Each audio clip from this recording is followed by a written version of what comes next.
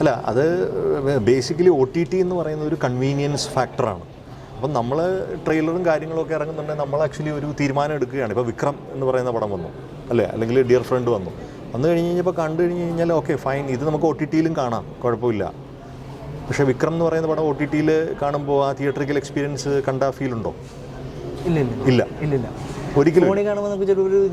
അതെ, അപ്പോൾ തിയേറ്ററിൽ പോയി കാണേണ്ട പടങ്ങൾ വേറെ, OTT-ൽ ആയിട്ട് പ്ലേസ് ചെയ്യുന്ന പടങ്ങൾ വേറെ, അങ്ങനെ വരും എന്നാണ് എൻ്റെ ഒരു വിശ്വാസം.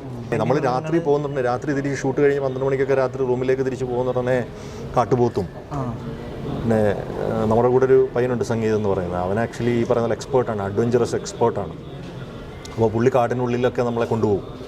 അപ്പം നിറയെ കാട്ടുപോത്തിനെയും മാനിനെയൊക്കെ കണ്ടിട്ടുണ്ട്, കാട്ടുപോത്തിനെയൊക്കെ കണ്ടിട്ടുണ്ട്. നെപ്പോട്ടിസം പിന്നെ അത് ഒരു പറച്ചിലിന് മാത്രം നെപ്പോട്ടിസം എന്ന് മാത്രമേ എനിക്ക് തോന്നുന്നുള്ളൂ. കാരണം ഇപ്പം എൻ്റെ അച്ഛൻ ഒരു വലിയ ആക്ടറായിരുന്നെങ്കിൽ എനിക്ക് ചിലപ്പോൾ ഒരു എൻട്രി കിട്ടും, പക്ഷേ എനിക്ക് കഴിവില്ലാതെ അവിടെ നിൽക്കാൻ പറ്റില്ലല്ലോ. അല്ല, പക്ഷേ അവസരങ്ങൾ കൂടുതൽ ലഭിക്കും. ഇപ്പോൾ അവസരങ്ങൾ കൂടുതലെന്ന് പറഞ്ഞാൽ എത്ര എന്നുള്ളതാണ് ക്വസ്റ്റ്യൻ. എത്ര അവസരങ്ങൾ ലഭിക്കും? സൈമൺ ഡാനിയലുമായിട്ട് ഈഗോ ക്ലാഷുള്ള ഒരു പോലീസ് ഓഫീസർ, ഒരു വില്ലൻ കഥാപാത്രമാണ്. വില്ലനെന്ന് പറയാൻ പറ്റില്ല, സിനിമ കാണുമെന്ന്. നെഗറ്റീവ് ആണെന്നും പറയാൻ പറ്റില്ല. അത് സിനിമ കാണും, സിനിമ കണ്ട് ഡിസൈഡ് ചെയ്യണം. അത്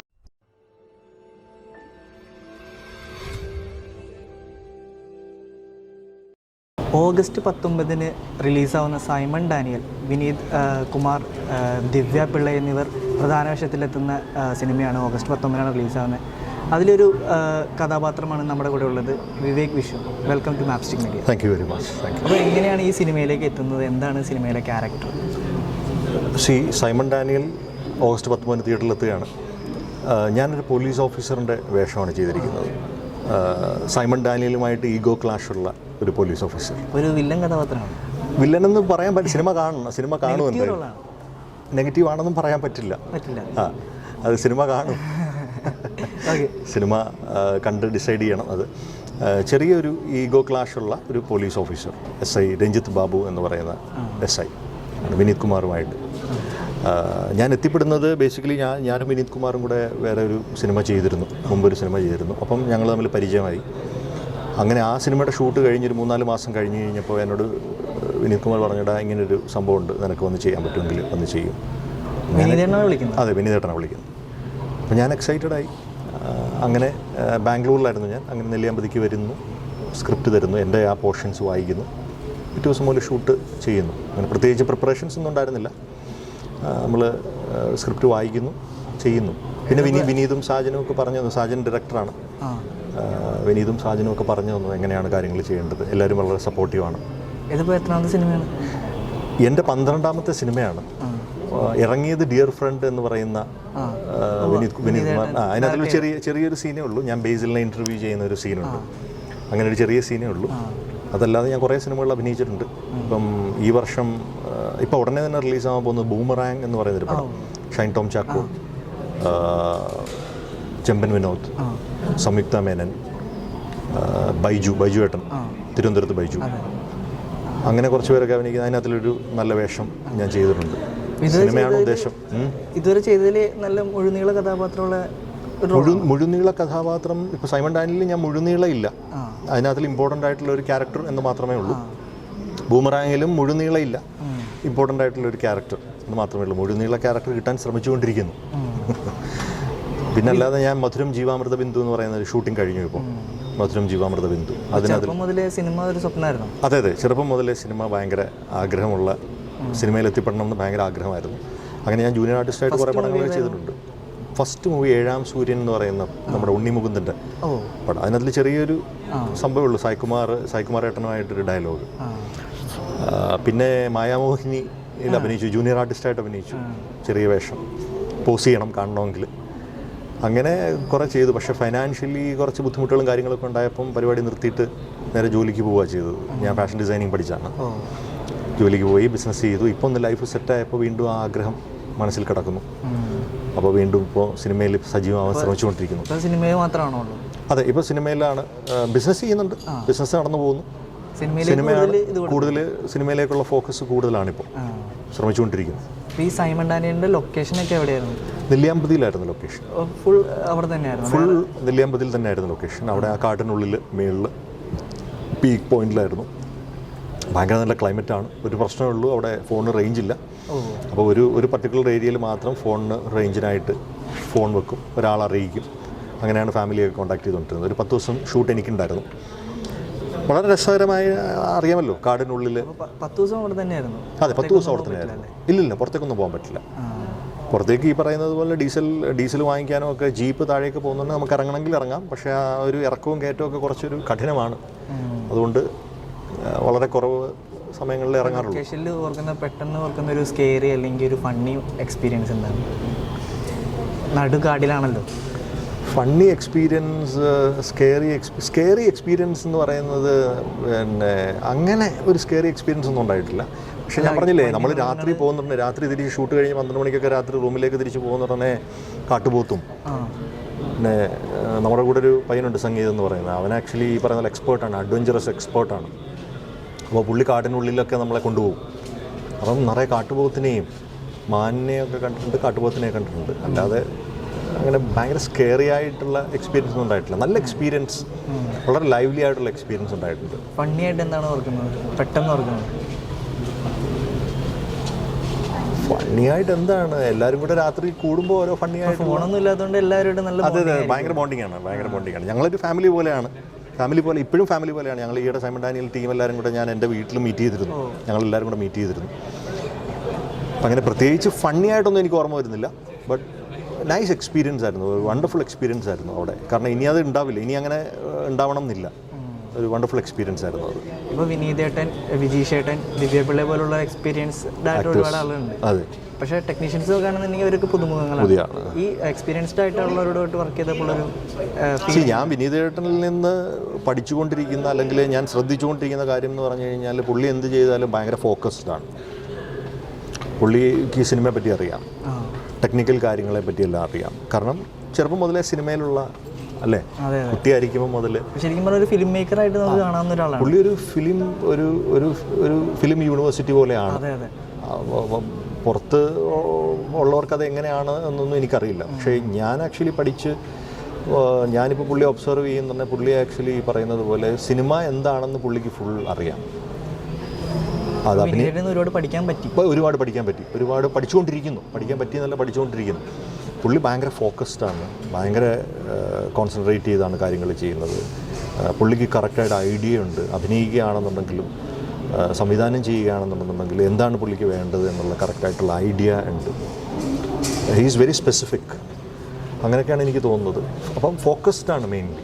അപ്പോൾ അത് മെയിനായിട്ട് പഠിക്കേണ്ട ഒരു സംഭവമാണ്. നമ്മളിപ്പം എന്നെപ്പോലെ ഒരാൾ പുതിയതായിട്ട് സിനിമയിൽ വരുമ്പോൾ, ഞാൻ അഭിനയിച്ചിട്ടുണ്ടെങ്കിലും ഇപ്പോഴാണല്ലോ ഞാൻ കുറച്ചുകൂടെ റെക്കഗ്നൈസ് ആയി വരുമ്പോൾ നമുക്ക് കൂടുതൽ പഠിക്കേണ്ട കാര്യമാണ് ഈ പറയുന്നത് പോലെ ഫോക്കസ് എന്താണ്. അഭിനയിക്കുമ്പോഴാണെങ്കിലും ഡയറക്ഷൻ ചെയ്യുമ്പോഴാണെന്നുണ്ടെങ്കിലും അല്ലെങ്കിൽ സീൻ എടുക്കുമ്പോഴാണെന്നുണ്ടെങ്കിലും ഒരു ആക്ടർ എന്ത് വേണം, ക്യാമറ എന്ത് വേണം, ലൈറ്റ് എങ്ങനെ വേണം, അല്ലേ എവിടെ നിൽക്കണം, എങ്ങനെ ചെയ്യണം, ഇതെല്ലാം പുള്ളി പറഞ്ഞു തരാതെ നമുക്ക് മനസ്സിലാക്കിച്ച് തരുന്നുണ്ട് എന്നുള്ളതാണ്. ഇപ്പോൾ അപ്കമിങ് ആക്ടർ എന്ന നിലയിൽ ഒരു നെപ്പോട്ടിസം ഒരു പ്രശ്നമായിട്ട് തോന്നിയിട്ടുണ്ട്. ചാൻസ് കിട്ടുന്നത് കുറവാണെന്ന് തോന്നിയിട്ടുണ്ട്. നെപ്പോട്ടിസം പിന്നെ അത് ഒരു പറച്ചിലിന് മാത്രം നെപ്പോട്ടിസം എന്ന് മാത്രമേ എനിക്ക് തോന്നുന്നുള്ളൂ. കാരണം ഇപ്പം എൻ്റെ അച്ഛൻ ഒരു വലിയ ആക്ടറായിരുന്നെങ്കിൽ എനിക്ക് ചിലപ്പോൾ ഒരു എൻട്രി കിട്ടും. പക്ഷേ എനിക്ക് കഴിവില്ലാതെ അവിടെ നിൽക്കാൻ പറ്റില്ലല്ലോ. അല്ല, പക്ഷേ അവസരങ്ങൾ കൂടുതൽ ലഭിക്കും. ഇപ്പോൾ അവസരങ്ങൾ കൂടുതലെന്ന് പറഞ്ഞാൽ എത്ര എന്നുള്ളതാണ് ക്വസ്റ്റ്യൻ. എത്ര അവസരങ്ങൾ ലഭിക്കും? 1, 2, 3, 4. പക്ഷേ ഇപ്പോൾ ചേട്ടനൊക്കെ ആണെങ്കിൽ ഒരു പടി കൂടി ചാൻസ് കൂടുതൽ കിട്ടാൻ ചാൻസ് തുടക്കം കിട്ടും എന്നുള്ളത് ശരിയാണ്. അത് നെപ്പോട്ടിസം എന്ന് വിളിക്കണം. ഇപ്പം ഡോക്ടറിൻ്റെ മകൻ ഡോക്ടറായി പോകുന്നു, അല്ലേ, അല്ലെങ്കിൽ എഞ്ചിനീയറിൻ്റെ മകൻ എഞ്ചിനീയറായി പോകുന്നു. 12 സിനിമയിൽ അഭിനയിച്ചു. എപ്പോഴാണെന്ന് ആളുകൾ അത് എൻ്റെയും കൂടെ കുഴപ്പം കൊണ്ടാണ്. കാരണം ഞാൻ ആക്ച്വലി പറയുന്നത് പോലെ ഐഡൻറ്റിഫൈ പെട്ടെന്ന് ആയിപ്പെടത്തില്ല, അല്ലെങ്കിൽ സാമ്പത്തികമായിട്ട് എനിക്ക് പ്രശ്നങ്ങളുണ്ടാകും, എനിക്ക് കുടുംബത്തിനെ നോക്കണം എന്നുള്ളൊരു കാര്യങ്ങളൊക്കെ വന്നപ്പോഴാണ് ഞാൻ ആക്ച്വലി വിട്ടുപോയതാണ് സിനിമയെ. കുറേ നാൾ വിട്ടു നിന്നായിരുന്നു. ഞാൻ 10 വർഷത്തോളം വിട്ടു നിന്നതാണ് സിനിമ. അതല്ലെങ്കിൽ ഞാൻ ചെറിയ പ്രായത്തിൽ സിനിമയിലേക്ക് വന്നേനെ. ഞാൻ വിട്ടുനിന്ന് ഫാമിലിയെല്ലാം ഒന്ന് കംഫോർട്ട് ചെയ്ത് സാമ്പത്തികമായിട്ടൊക്കെ ഒന്ന് സെറ്റിലായതിനു ശേഷം ഞാൻ വീണ്ടും ഇറങ്ങി തിരിച്ചിരിക്കുകയാണ്. ഇപ്പോൾ ചാൻസ് ചോദിക്കാറുണ്ടോ? ചാൻസ് ചോദിക്കാറുണ്ട്. ചാൻസ് ഇപ്പോൾ കാണുന്നവരോട് എല്ലാവരോടും, ഐ മീൻ ഡയറക്ടറോടാണെങ്കിലും പ്രൊഡക്ഷൻ കൺട്രോളാണെങ്കിലും അസോസിയേറ്റിനോടാണെങ്കിലും ചാൻസ് ഞാൻ ചോദിക്കാറുണ്ട്. ഓടി നടന്ന ചോദ്യം ഇല്ല എങ്കിലും പരിചയമുള്ളവരോടൊക്കെ നമുക്കിവിടെ പറ്റുന്നതിൽ കൺസിഡർ ചെയ്യണമെന്ന് ഞാൻ പറയാറുണ്ട്. അതുകൊണ്ട് നെപ്പോട്ടിസം എന്ന് പറയുന്ന ഇതിനെ ഞാൻ ആക്ച്വലി കൂടുതലായിട്ട് ഇത് ആക്കുന്നില്ല. കാരണം ഞാൻ പറഞ്ഞില്ലേ, 1, 2, 3, 4 ചാൻസ് കിട്ടുമായിരിക്കും. പക്ഷേ പിന്നീട് കഴിവില്ലെന്നുണ്ടെങ്കിൽ നമുക്ക് നിൽക്കാൻ പറ്റില്ലല്ലോ. കഴിവ് ഇല്ലെങ്കിൽ നിൽക്കാൻ കഴിയില്ലല്ലോ. പക്ഷേ ഈ പുതുമുഖം എന്ന നിലയിൽ ഇവർക്ക് കിട്ടുന്ന ഒരു അക്സെപ്റ്റൻസ് മലയാളികൾ കൊടുക്കുന്നുണ്ടോ? അല്ല, അത് കിട്ടത്തില്ലല്ലോ. അത് കിട്ടാൻ വേണ്ടി നമ്മൾ ആക്ച്വലി പ്രയത്നിക്കണം. ഞാനിപ്പോൾ ഇന്നിവിടെ നിന്നുകൊണ്ട് എനിക്കിപ്പോൾ വിനീത് കുമാറിൻ്റെ കൂട്ടാവണം, അല്ലെങ്കിൽ പിന്നെ പൃഥ്വിരാജിൻ്റെ കൂട്ട് എല്ലാവരും എന്നെ വിളിക്കണം എന്ന് പറഞ്ഞിട്ട് കാര്യമില്ലല്ലോ. നമ്മൾ പ്രയത്നിച്ച് അവർ പ്രയത്നിച്ചത് കൊണ്ടാണ് ആ നിലയിൽ ഇരിക്കുന്നത്. അപ്പം നമ്മൾ പ്രയത്നിക്കാനുള്ള സമയം കണ്ടെത്തണം. നമുക്ക് ലെറ്റ്സ് വെയിറ്റ്, പേഷ്യൻസ് വേണം എന്നുള്ളതാണ് അല്ലേ. നമ്മൾ പ്രയത്നിക്കുക. നമ്മൾ സിനിമയിൽ നമുക്ക് വേണ്ടത് പിന്നെ സിനിമയാണ്. നല്ല സിനിമകളാണ് നമുക്ക് വേണ്ടത്. നല്ല സിനിമകൾ കിട്ടി തുടങ്ങിക്കഴിഞ്ഞ് കഴിഞ്ഞാൽ പിന്നെ ആൾക്കാർ അക്സെപ്റ്റ് ചെയ്യും അല്ലേ. നമുക്ക് നന്നായിട്ട് പെർഫോം ചെയ്ത് ഇപ്പോൾ പൊതുവെ നോക്കുകയാണെന്നുണ്ടെങ്കിൽ മലയാള സിനിമ കാണാൻ പ്രേക്ഷകർ കുറവാണ്. മറ്റുള്ള ഇൻഡസ്ട്രികളിൽ കൊടുക്കുന്ന ഒരു സപ്പോർട്ട് നമ്മുടെ മലയാള സിനിമയ്ക്ക് കൊടുക്കുന്നില്ല മലയാളികൾ തന്നെ. അല്ല, പക്ഷേ ഇപ്പോൾ OTT-യിലൊക്കെ എന്ന് പറഞ്ഞു കഴിഞ്ഞാൽ പല ഭാഷകൾ, ഇപ്പോൾ ഞാൻ ബാംഗ്ലൂരും ബോംബെയും ബേസ്ഡ് ആയിരുന്നു. പല ഭാഷകളിലുള്ളവർ OTT-യിൽ മലയാള സിനിമയ്ക്ക് ഒരുപാട് വാല്യൂസ് ഉണ്ട്. OTT-ക്കാണ് പ്രാധാന്യം കൊടുക്കുന്നത്. തിയേറ്ററിലേക്ക് മലയാള സിനിമകൾ മലയാളികൾ മാത്രമേ കാണുന്നുള്ളൂ എന്നാണ് പറയുന്നത്. മലയാളികൾ വരുന്നില്ല. മലയാള സിനിമയെ സപ്പോർട്ട് ചെയ്യാതെ ഇപ്പോൾ വിക്രമൊക്കെ KGF, അത് OTT എന്ന് പറയുന്ന ഒരു പ്ലാറ്റ്ഫോം ആക്ച്വലി ഒരു കൺവീനിയൻസിൻ്റെ ഭാഗമായിട്ട് വന്നതുകൊണ്ടാണ്. പക്ഷേ തിയേറ്ററിക്കൽ എക്സ്പീരിയൻസിന് വേണ്ടി നമ്മൾ തിയേറ്ററിൽ പോയാലേ പറ്റത്തുള്ളൂ. ഇപ്പോൾ സൈമൺ ഡാനിയൽ നമ്മൾ ട്രെയിലർ കണ്ടപ്പോൾ മനസ്സിലാക്കിയത് നല്ലൊരു തിയേറ്റർ മൂവിയാണ്. അതെ. പക്ഷേ ഇപ്പോൾ ഡിയർ ഫ്രണ്ട് ഇറങ്ങിയായിരുന്നു. ഡിയർ ഫ്രണ്ട് തിയേറ്ററിൽ ഇറങ്ങിയപ്പോൾ ആളുകൾ OTT ഇറങ്ങിയപ്പോൾ വേറൊരു റിവ്യൂ, അതായത് തിയേറ്ററിൽ കാണാതെ OTT വന്നപ്പോൾ ഭയങ്കര മികച്ച അഭിപ്രായം. പക്ഷേ തിയേറ്ററിൽ ഇവർ എന്തുകൊണ്ടാണ് കാണാതിരുന്നതെന്നാണ് നമ്മൾ ചോദിക്കേണ്ടത്. എനിക്ക് മനസ്സിലായി. അല്ല, അത് ബേസിക്കലി OTT എന്ന് പറയുന്ന ഒരു കൺവീനിയൻസ് ഫാക്ടറാണ്. അപ്പം നമ്മൾ ട്രെയിലറും കാര്യങ്ങളൊക്കെ ഇറങ്ങുന്നുണ്ടെങ്കിൽ നമ്മൾ ആക്ച്വലി ഒരു തീരുമാനം എടുക്കുകയാണ്. ഇപ്പോൾ വിക്രം എന്ന് പറയുന്ന പടം വന്നു അല്ലേ, അല്ലെങ്കിൽ ഡിയർ ഫ്രണ്ട് വന്നു കഴിഞ്ഞപ്പോൾ കണ്ടു കഴിഞ്ഞാൽ ഓക്കെ ഫൈൻ, ഇത് നമുക്ക് OTT-യിലും കാണാം, കുഴപ്പമില്ല. പക്ഷേ വിക്രം എന്ന് പറയുന്ന പടം OTT-യിൽ കാണുമ്പോൾ ആ തിയേറ്ററിക്കൽ എക്സ്പീരിയൻസ് കണ്ട ഫീൽ ഉണ്ടോ? ഇല്ല, ഒരിക്കലും. അതെ. അപ്പോൾ തിയേറ്ററിൽ പോയി കാണേണ്ട പടങ്ങൾ വേറെ, OTT-യിൽ ആയിട്ട് പ്ലേസ് ചെയ്യുന്ന പടങ്ങൾ വേറെ, അങ്ങനെ വരും എന്നാണ് എൻ്റെ ഒരു വിശ്വാസം. OTT-യിലേക്ക് വേറെ പിന്നെ സ്മോൾ ബഡ്ജറ്റ്, ചെറിയ ബഡ്ജറ്റ് പടങ്ങളെല്ലാം OTT-യിലേക്ക് വരും. അല്ലാതെ തിയേറ്ററിക്കൽ എക്സ്പീരിയൻസിന് വേണ്ടിയിട്ടുള്ള വലിയ പടങ്ങൾ വരും. ചെറിയ പടങ്ങൾ തിയേറ്ററിൽ ഓടുമോ ഇല്ലയോ എന്നൊന്നും നമുക്ക് ഇപ്പോൾ ജോ എന്ന് പറയുന്ന പടം തിയേറ്ററിൽ ഓടിയില്ലേ അല്ലേ. ശരിക്കും പറയുമ്പോൾ വിരലിലുണ്ടാകുന്ന പടങ്ങളാണ് ഈ വർഷം ഇറങ്ങിയതിൽ ഓടിയിട്ടുള്ളത്. അപ്പം ഡിയർ ഫ്രണ്ട് എന്ന് പറയുന്ന പടം എന്ന് പറഞ്ഞു കഴിഞ്ഞാൽ അത് എല്ലാ ക്ലാസ്സും, എൻ്റെ ഒരു സജഷനാണ് ഞാൻ പറയുന്നത്, എൻ്റെ ഒരു വ്യൂ ആണ് ഞാൻ പറയുന്നത്. എല്ലാ ക്ലാസ് ആയിട്ടുള്ള എല്ലാ തരത്തിലുള്ള പ്രേക്ഷകരെ സംതൃപ്തിപ്പെടുത്തുന്ന ഒരു പടമല്ല ഡിയർ ഫ്രണ്ട്. ഞാനും കണ്ടിരുന്നു, തിയേറ്ററിലും കണ്ടു, OTT-യിൽ ഞാൻ കണ്ടു. അത് ഒരു പർട്ടിക്കുലർ വിഭാഗങ്ങളെ മാത്രം ഇഷ്ടപ്പെടുത്തുന്ന ഒരു പടമാണ്. അത് എനിക്ക് തോന്നുന്നത്, ഞാൻ വിനീത് കുമാറിനോടൊക്കെ സംസാരിച്ചപ്പോൾ എനിക്ക് ആദ്യമേ തോന്നിയെന്ന് പറഞ്ഞു കഴിഞ്ഞാൽ they were already well prepared that ഇത്രയും ഈ ഒരു പ്രേക്ഷകർ ഗ്രൂപ്പ് മാത്രമേ ആക്ച്വലി ഇതിനെ അക്സെപ്റ്റ് ചെയ്യാൻ പോകുന്നുള്ളൂ, മെയിൻലി ഇതിൻ്റെ ക്ലൈമാക്സിനൊക്കെ അക്സെപ്റ്റ് ചെയ്യാൻ പോകുന്നുള്ളൂ. അപ്പോൾ അങ്ങനെ ആക്ച്വലി കുറച്ച് പ്രേക്ഷകർ ഗ്രൂപ്പുണ്ട്. കുറച്ച് ഞാൻ പറയുന്നത് ഒരു സിനിമ ഒരു എൻ്റർടൈൻമെൻറ്റ് എന്ന് മാത്രം ചിന്തിക്കാതെ സിനിമയെ വളരെ സീരിയസ് ആയിട്ട് അപ്രോച്ച് ചെയ്യുന്ന പ്രേക്ഷകരുണ്ട്. അവർക്ക് ഡിയർ ഫ്രണ്ടിനെ അക്സെപ്റ്റ് ചെയ്തിട്ടിരിക്കുകയാണ് അല്ലേ. അതാണ് OTT-യിൽ ഡിയർ ഫ്രണ്ടിനുണ്ടായ വിജയം. ഞാൻ അതിനകത്തുള്ള വേഷം ചെയ്തിട്ടുണ്ട്, ചെറിയൊരു. അതുകൊണ്ടാണ് ഞാനിപ്പോൾ അത് എടുത്ത് പറയാൻ കാരണം. അപ്പോൾ ഓഗസ്റ്റ് 19 സിനിമ റിലീസാവുകയാണ്. അതെ. പ്രേക്ഷകരോട് എന്താണ് പറയാനുള്ളത്? ഓഗസ്റ്റ് 19 സൈമൺ ഡാനിയൽ റിലീസാവുകയാണ്. എല്ലാവരും തിയേറ്ററിൽ തന്നെ പോയി കാണണം. OTT-യിൽ വരാൻ വെയിറ്റ് ചെയ്യരുത്. കാരണം ഒരു തിയേറ്ററിക്കൽ എക്സ്പീരിയൻസ് ചെയ്യേണ്ട ഒരു മൂവിയാണ്. വിനീത് കുമാർ ഒരു ഗ്യാപ്പിന് ശേഷം, ഐ മീൻ ഡയറക്ടർ, അയാൾ ഞാനെല്ലാം കഴിഞ്ഞ് അത് കഴിഞ്ഞിട്ട് എനിക്ക് തോന്നുന്നു പുള്ളി അഭിനയിക്കുന്ന ആദ്യത്തെ പടമാണെന്ന് തോന്നുന്നു അല്ലേ. ഒരു ഗ്യാപ്പിന് പടങ്ങൾ ചെയ്യാറുണ്ട്. അത് ചെറിയ റോളുകളാണോ?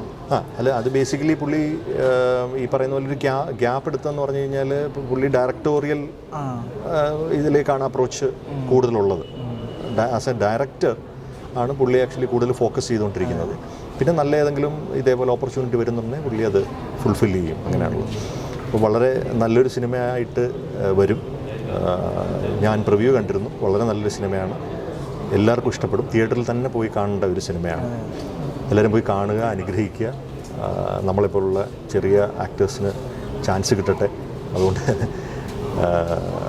കണ്ടിഷ്ടപ്പെടുക, അത്ര പറയണം. അപ്പോൾ ഇപ്പോൾ പറഞ്ഞ പോലെ ഒരുപാട് സിനിമകൾ കിട്ടട്ടെ. Thank you. അപ്പോൾ 12 സിനിമകളിൽ അഭിനയിച്ചിട്ട് ഒരു റെക്കഗ്നേഷൻ കിട്ടിയിട്ടില്ല എന്ന് പറഞ്ഞിട്ടില്ല. ഈ ഒരു സിനിമയിലൂടെ ഒരുപാട് ആളുകൾ അറിയട്ടെ. ഇത് കഴിഞ്ഞ് ഒരുപാട് സിനിമകൾ കിട്ടട്ടെ എന്ന് ആശംസിക്കുന്നു. Thank you very much. Thank you. Thank you.